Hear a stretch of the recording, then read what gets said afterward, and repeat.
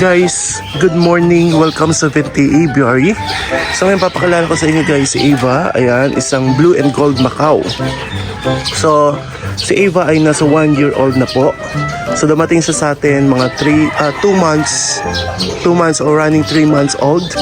So wala pa talaga siyang ganong karaming balahibo. Pero ngayon, ayun na guys, ang dami na niyang balahibo.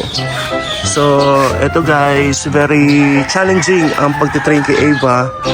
Hindi ko alam kung dahil ba sa hen siya o babae siya or dahil talagang challenging lang talaga ang pagtitrain sa BNG Macau.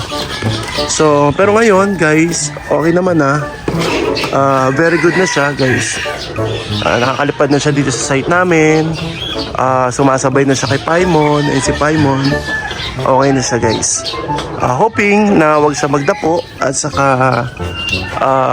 yun, dumating na rin sana ang partner niya guys, si Adam. Para dalawang Macau na yung lumilipad dito. And guys, so bata pa siya o juvenile pa yan, considered juvenile pa, hanggang 3 years old I think.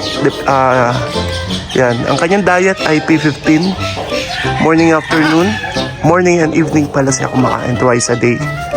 Tapos kumakain din siya ng ibang mga fruits and veggies depende sa kung ano available sa ref. Ayan guys, hinahayaan ko na lang siya dyan para masanay siya na maglakad-lakad dyan. Hindi na siya naka-perch or naka-leash sa perch. So hayaan mo lang siyang ganyan guys. So yun, sinasanay ko siya lagi kay Paimon. Si Paimon kasi solid na rin ito. Kasi na magpalipad, di ako iniiwan yan. Ayan ni Paimon.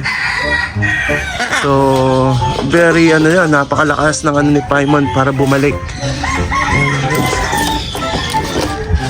So si Paimon is I think mag 3 years old. So yes guys, 3 years nang lumilipad dito si Paimon. So kabisado na niya yung mga puno, saan kukuha ng mga fruits, magdadapo, alam na rin yan. Minsan ito si Paimon 7 AM, kunyari ako paliparin ko sa 7 AM, bumabalik yan 3 PM to 4 PM. So yun. Pero ngayon guys, napansin ko solid na yung kanyang pagbalik. Saka sa site, kahit saan ako nandoon, halimbawa pinalipad ko sa isang site, lumipat ako, alam niya kung nasaan ako.